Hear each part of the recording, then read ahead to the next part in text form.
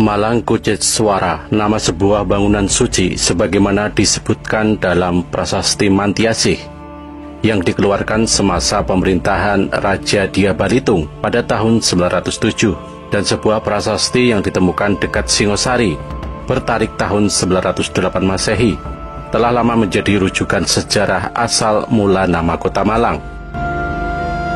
Dalam perhelatan Seminar Internasional Pernaskahan Nusantara di Daerah Bahasa dan Aksara Jawa, salah satu narasumber yakni Hadi Sidomulyo menyuguhkan pandangan yang sama sekali baru dalam mengungkap masa lalu Kota Malang. Teorinya ini makin melengkapi khasanah kesejarahan Malang yang memang telah menjadi pusat peradaban sejak zaman kuno. Berikut selengkapnya isi makalah beliau. Pada kesempatan ini, saya, Hadi Sidomulyo, akan mencoba memberikan sedikit keterangan tentang beberapa masalah yang berkaitan dengan sejarah daerah Malang di masa lampau dengan membandingkan berbagai sumber tertulis, baik dari sastra maupun prasasti. Adapun kurun waktu yang akan dibahas adalah abad ke-12 sampai abad ke-13, yaitu masa peralihan dari Kadiri ke Singosari. Periode ini masih diselimuti oleh misteri, terutama karena kekurangan bahan dokumentasi. Fokus utama tentunya tidak lain dari pendiri Wangsa Rajasa, yang lebih dikenal dengan nama Ken Angrok. Di kalangan akademis, pandangan terhadap tokoh legendaris ini telah berubah sejak Bokhari pertama membahas isi prasasti Mula Malurung pada tahun 1980. Piagam tersebut yang bertarik Saka tahun 1177 atau tahun 1255 Masehi menunjuk kepada seorang kakek penguasa di Singosari yakni Wisnuwardana yang bernama Batara nama Siwaya yang oleh Bokhari diidentifikasikan dengan Sri Rajasa atau Ken Angrok. Argumen tersebut semakin kuat setelah ditemukan 3 lempeng perlengkap prasasti Mula Malurung dalam tahun 2001. Kini dapat dipastikan bahwa figur yang dalam prasasti disebutkan dengan nama Batara Parameswara atau Batara nama Siwaya tidak lain dari Sri Ranggah Rajasa, cikal bakal kerajaan Singosari yang dicandikan di Kagenengan. Singkatnya, meskipun identitasnya tetap merupakan teka-teki, tidak perlu kita ragukan bahwa Ken Angrok adalah tokoh yang nyata. Menurut Kakawin Desa Warnana, Sri Ranggah Rajasa atau Ken Angrok lahir pada tahun Saka 1104. Waktu itu kekuasaan utama di Jawa Timur dipegang oleh raja-raja di Kadiri yang beribu kota di Daha. Sedangkan wilayah Malang atau Bumi Wetan Engkawi merupakan tempat tinggal banyak orang pertapa dan tokoh-tokoh spiritual. Tampaknya memang demikian keadaannya di daerah tersebut sejak dahulu kala. Mungkin karena letaknya berdekatan dengan Gunung Suci Mahameru. Di sekitarnya terdapat 2 mandala yang tentunya amat berpengaruh, bernama Kukup dan Katsuri. Kedua tempat ini termasuk golongan yang dinamakan Catur Basma oleh Prapanca, berupa 4 mandala pokok di Pulau Jawa. Menurut naskah Tantu Panggelaran, Kukup adalah mandala paling senior di Jawa Timur, tempat tinggalnya Batara Guru sendiri. Lokasinya berada di sisi barat daya Gunung Semeru, tidak jauh dari Dampit sekarang. Adapun Kasturi terletak di Turian, kini Desa Turen di sebelah selatan Kota Malang.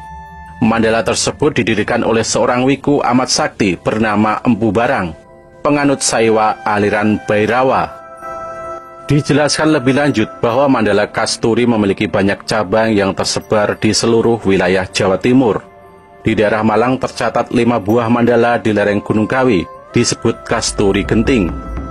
Kiranya nama Genting ini dapat dihubungkan dengan Dusun Genting di Desa Merjosari atau Lowokwaru, termasuk Kota Malang sekarang. Pada tahun 1923, seorang kontroler bernama E.W. Maurenbrecher melaporkan sejumlah objek purbakala di Merjosari. Bahkan di Genting sendiri pernah ditemukan koleksi alat-alat ritual dari perunggu. Perlu disebutkan juga sebuah batu prasasti dari Merjosari yang kini tersimpan di Museum Nasional Jakarta. Tulisan pada batu ini berkaitan dengan peresmian sebuah mandala pada tahun Saka 1138. Beralih sekarang ke naskah Pararaton. Kisahnya dimulai dengan kedatangan seorang anak muda dari Cibut ke tempat kediaman Wiku Tapawangkeng yang sedang mendirikan asrama. Anak tersebut mengatakan sanggup menjadi korban bagi penunggu pintu bangunan, asal ia dapat menjelma kembali dalam kelahiran mulia di sebelah timur Gunung Kawi. Permohonan dikabulkan dan ia kemudian lahir di desa Pangkur dengan nama Ken Angrok. Menarik perhatian bahwa tokoh Empu Tapawangkeng ditemukan juga dalam Tantu Panggelaran bersama dengan rekannya bernama Tapapalet. Ia digambarkan sebagai tangan kanan Empu Barang. Seperti halnya dengan gurunya, Tapawangkeng memiliki kesaktian luar biasa. Mengenai Empu Tapapalet, kiranya ia tampil di Pararaton dengan nama Empu Palot, pemimpin Mandala di Turian. Menurut cerita, pada suatu saat Ken Angrok berada di desa Lulumbang dan memberikan bantuan kepada Empu Palot yang sedang dalam perjalanan pulang dari Kabalon sambil membawa 5 tahil emas. Sebagai tanda apresiasi, Empu Palot mengangkat Ken Angrok sebagai muridnya di Turian. Nama Lulumbang menarik perhatian karena desa tersebut merupakan tempat tinggal pandai besi bernama Empu Gandring. Di kemudian hari, Ken Angrok kembali ke Lulumbang untuk memesan sebuah keris yang digunakan untuk membunuh Tunggul Ametung, penguasa di Tumapel. Mengenai lokasinya, seandainya Kabalon diidentifikasikan dengan dusun Kebalon di desa Cemoro Kandang, kecamatan Kedung Kandang di sisi timur kota Malang, maka Lulumbang mungkin sekali dapat dihubungkan dengan desa bernama Lumbang Sari, kecamatan Buluwalang, yang terletak di jalan menuju Turen. Dapat ditambahkan bahwa Pararaton menyebutkan beberapa nama mandala serta tempat keramat atau rabut yang pernah disinggahi Ken Angrok waktu ia masih remaja.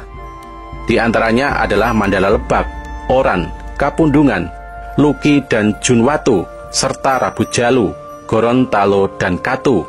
Sebagian masih dikenal sampai sekarang. Salah satu peristiwa yang menentukan dalam riwayat hidup Ken Angrok adalah pengalamannya di Rabut Gunung Lejar. Di tempat tersebut, tepat pada hari Rabu Wage, dalam wuku Warigadian, ia mendapat wangsit, sehingga mengetahui bahwa ia sudah ditakdirkan menjadi raja di Jawa. Menurut Pararaton, Ken Angrok dapat hadir di Gunung Lejar berkat bantuan seorang nenek atau Ranini dari Rabut Kedung Panitikan yang bertugas menyapu di gunung dan mengetahui terlebih dahulu bahwa para dewa akan mengadakan konferensi di puncaknya.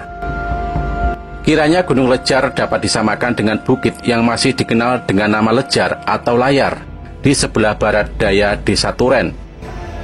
Perkiraan ini didukung oleh sebuah piagam raja atau Raja Mudra dari masa Majapahit yang menunjuk secara khusus kepada seorang Pacatanda Ituren, sekaligus memberikan berbagai hak kepada warga yang merawat alang-alang di Gunung Lejar. Dukungan lain adalah keberadaan sebuah desa bernama Talok di sekitarnya. Ini sesuai dengan urutan cerita dalam Pararaton, bahwa Ken Angrok segera bertemu dengan Brahmana dan Hyang Logawe di Taloka sehabis turun dari gunung. Upaya rekonstruksi di atas bermaksud membuktikan bahwa lepas dari berbagai unsur mitos, cerita Ken Angrok dalam Pararaton, serta asal mula mandala-mandala di Tantu Panggelaran bersandar pada sejarah yang nyata, sehingga dapat digunakan sebagai kerangka kerja. Kini tinggal memperkuatkan gambar dengan menambahkan data dari sumber-sumber lain, khususnya prasasti.